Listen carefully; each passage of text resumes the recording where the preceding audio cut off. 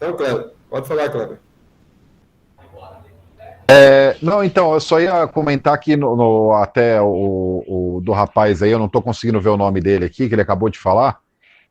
É que quando, no caso, é um sinal da body computer está sendo via Redcam, fica um pouco mais complexo descobrir por causa dos dados, né? Ali sai diversos dados, né? Então, talvez, então fica mais complexo descobrir, de fato, da onde está vindo o defeito, porque ali sai uma informação trafegada geral, né? Cada um pega a sua informação.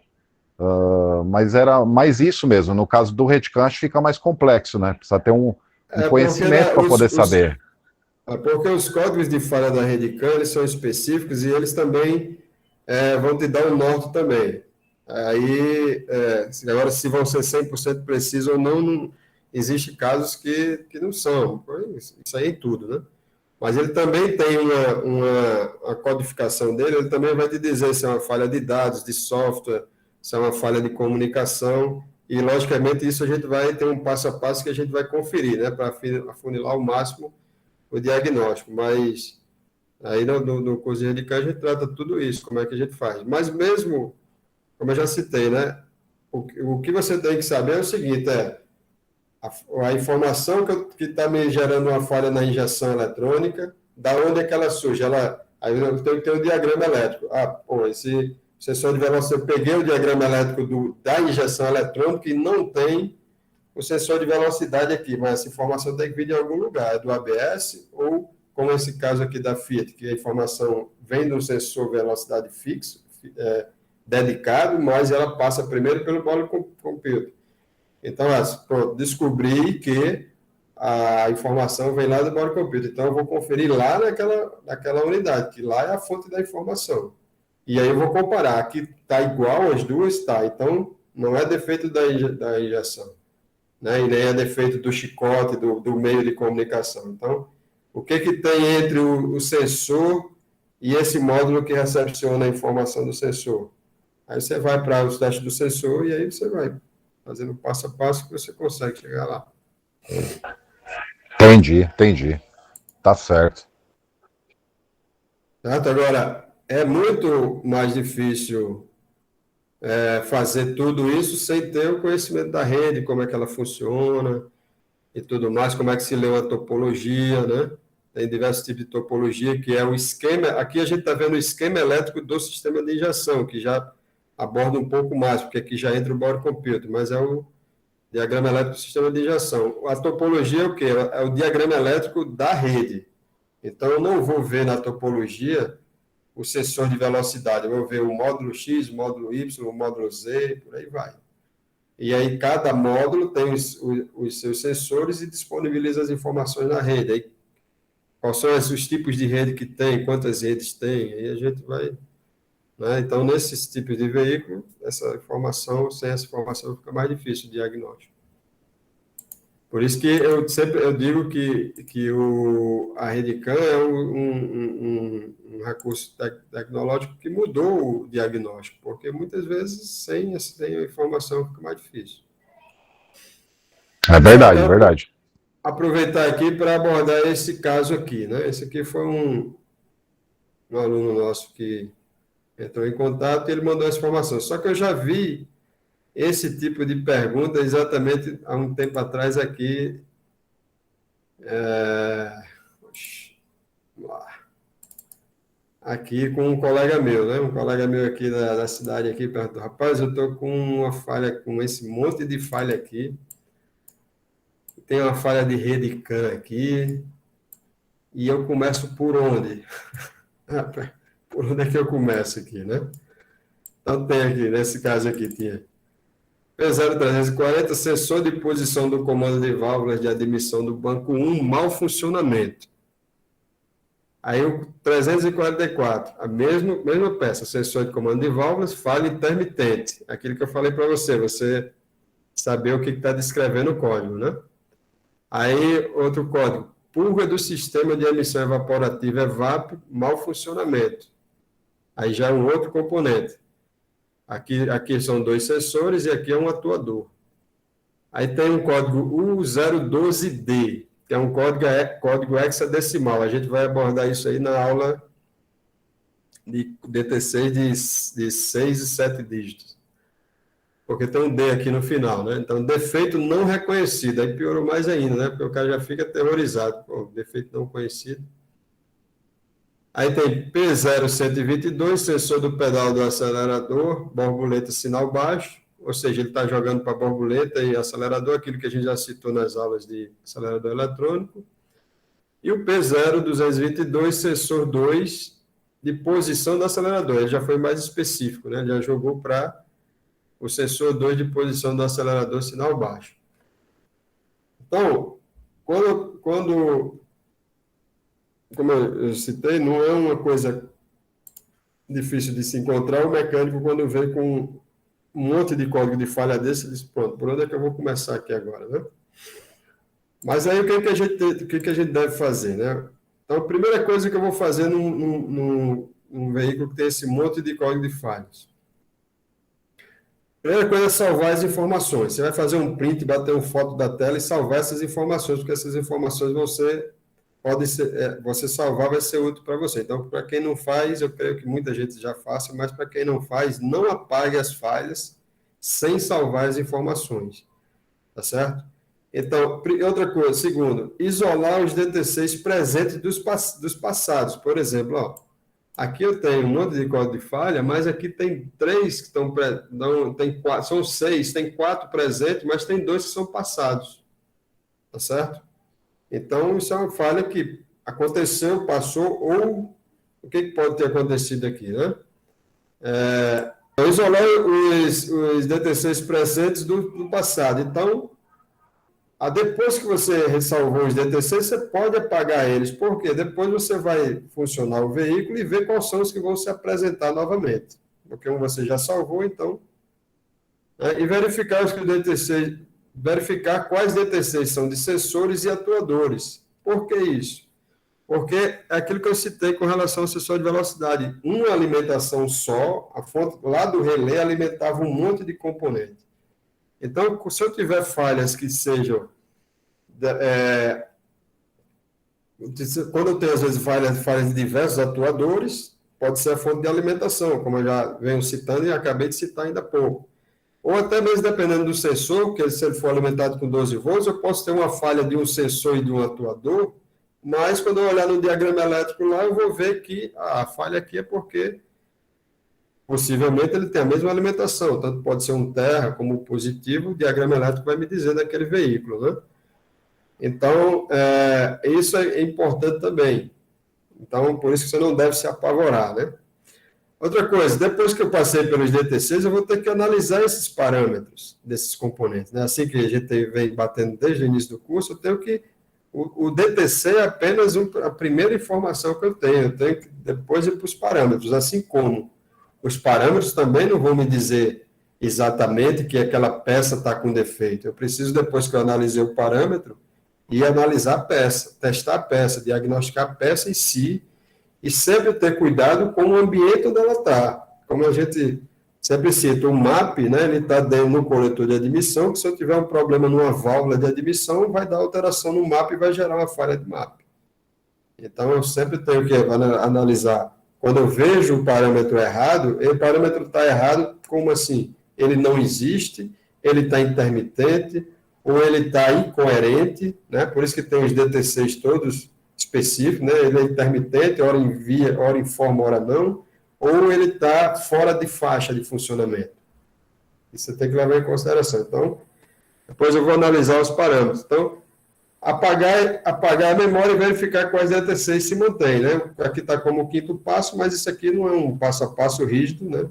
Como eu sempre digo, não é um passo a passo engessado, né? Cada realidade você pode, depois que você salvou, você pode ir lá e apagar as falhas. Aí verificar no diagrama se algum dos componentes, verificar no diagrama se há algo em comum entre os componentes que geram DT6, que é aquilo que eu falei, se tem a mesma alimentação ou se não tem. Porque lembrar que as falhas que são passadas, tá certo? Podem ser, que eu coloquei aqui, né, por intervenções indevidas. O quê? Aquele cliente que vai lá fuçar o carro, tá entendendo? Porque você vê um monte de falhas, às vezes, principalmente as falhas passadas, às vezes o cara já foi no YouTube, aí tem um cidadão lá que fez um vídeo de uma realidade específica, de um DTC, de um problema específico, ele sabe, mesmo que está acontecendo a mesma coisa, ele vai lá mexer no carro. Aí gera um monte de falha.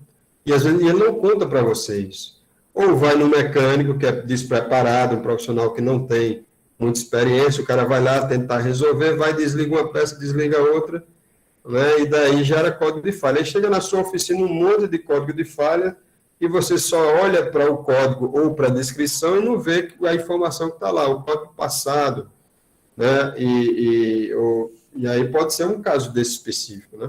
Por isso que depois que eu salvei as falhas, eu vou apago tudinho qual é as que estão realmente apresentando.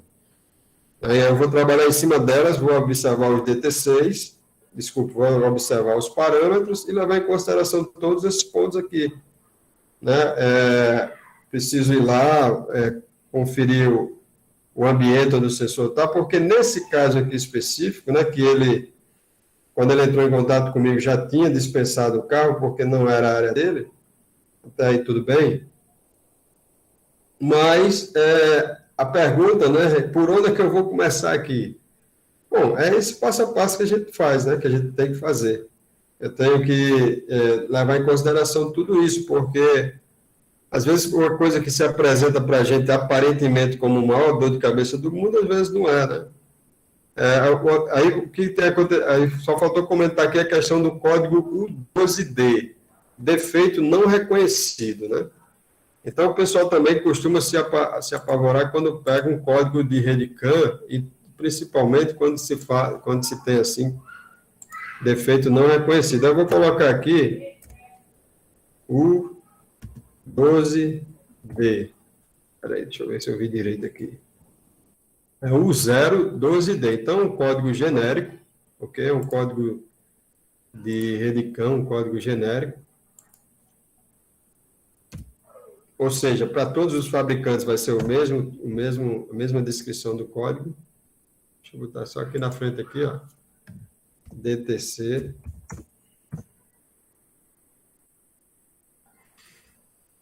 Aqui, ó. Aqui ele diz como Ford, mas como é um código genérico, né? Porque o 0, né? Para quem não sabe ainda, não assistiu ainda às aulas de DTC de scanner, onde a gente fala a bordo de DTC, então código 12D, né? Então, ele diz aqui, ó, falta de comunicação com o módulo de controle do gerador. Tá aqui para português. Qual gerador? O alternador. Tá certo? Então, está falhando a comunicação entre o alternador e o módulo de comando. Aí, uma outra coisa que pode explicar esse monte de falha, né? Se tiver um problema de falta de comunicação e não tiver gerando corretamente, ou por comunicação, ou por um defeito do alternador. Então, é lógico que vai mexer com o equilíbrio elétrico do veículo e vai gerar um monte de falha. Então, se ele vai seguindo esse passo a passo, é lógico que eu estou abordando isso aqui agora, é bom, o curso vai acontecendo e vai aparecendo as necessidades e a gente vai trazendo aqui para vocês o máximo de prática, né? Fora toda a teoria, a prática que é o que interessa ali, que é o dia a dia da oficina. Então, a gente tem que esfriar a cabeça e fazer todo esse processo, esse passo a passo, né? E com relação a falhas que têm defeito não reconhecido, eu já dei a dica já várias vezes, estou dando de novo hoje, você não deve confiar o que o seu scanner diz. Você vai fazer uma pesquisa, se você tiver uma enciclopédia como a doutora Ied, normalmente tem lá, mas se você não tiver, você faz a pesquisa no Google. Eu, normalmente, eu faço o quê? Eu confiro na doutora Ied, mas também vou no Google, naqueles sites específicos que eu já falei, porque não é em todos, faço o confronto entre as informações para poder saber se aquela descrição da falha procede. Então, nesse caso aqui, se ele está me dizendo, se eu estou com esse carro na oficina, eu pego essa informação, ele está me dizendo que existe um problema relacionado ao gerador, é lógico que eu vou dar um foco no gerador, mesmo fazendo todo o apanhado de parâmetros e tudo mais, que a gente tem que fazer, a nossa obrigação, mas, se eu tenho um problema relacionado à carga elétrica do veículo, eu vou dar um foco total ali. né? E aí, nesse caso aí, já é um veículo que trabalha em rede, com um alternador também. Aí, de novo, preciso de ter um conhecimento de rede CAN, mas mesmo se eu não tiver, eu vou ver lá se está gerando, não é isso? Se a tensão de bateria está chegando corretamente lá no módulo de injeção, porque todas essas falhas que deram lá pode ser proveniente de apenas um problema relacionado ao alternador. Já existe uma dica lá, né, no caso, para quem está com o veículo, ó, tem um problema ligado à carga elétrica do veículo, ao equilíbrio elétrico do veículo. Testar o alternador se está gerando, se não está com intermitência. Aí, se você precisar testar a comunicação, que é o que ele está dizendo lá, entre o módulo, aí sim você vai precisar, para fazer o teste correto, saber como é que funciona aquele protocolo, como é que você mede ele, utilizar o osciloscópio, mas se você pega aquela informação, pega o DTC, vai lá, vê, não, defeito de gerador, foi lá, testou realmente, vai lá no parâmetro de tensão da bateria, não é isso que eu falei lá atrás, tensão de bateria do módulo, analisa os outros módulos também, aproveita, né, para ver se existem falhas semelhantes em outros módulos, né, porque uma falha de rede, quando eu tenho uma falha de rede, principalmente, eu tenho que ver se, do mesmo jeito que eu citei no sensor de velocidade, eu tenho que ver naquele módulo onde chega a informação, porque o módulo que comunica com o alternador é o módulo de injeção, o módulo de controle do motor. Então, se ele tiver algum problema de comunicação com o alternador, isso vai se espalhar pela rede também. Então, eu vou conferir nos outros módulos também, né? Mas o básico, se eu cheguei e já vi que, pô, tem informação lá de falha no alternador, vamos conferir, ver se está gerando, né? Ah, não está gerando, pô, então, vou logo cuidar de quê? O básico, né? Vamos botar esse sistema para gerar o alternador, seja lá qual for a causa, né? Porque pode não ser o alternador, existem diversas outras causas, problema de aterramento, enfim. Uma vez que eu botei para gerar, existe a possibilidade de sanar todos os problemas, né? Porque queda de tensão sai matando tudo. Entendeu? Gostaram aí dessa dica aí, dessa abordagem aí, porque não se desesperar, pessoal. Agora, para isso, a gente tem que queimar as pestanas, né? Como a gente fala aqui. Porque se vir um monte de código de falha e já se desesperar, então isso aí vai ficar gravado, a gente vai salvar aqui a vocês a aula e depois vocês revisam essas informações aqui que é importante. Todas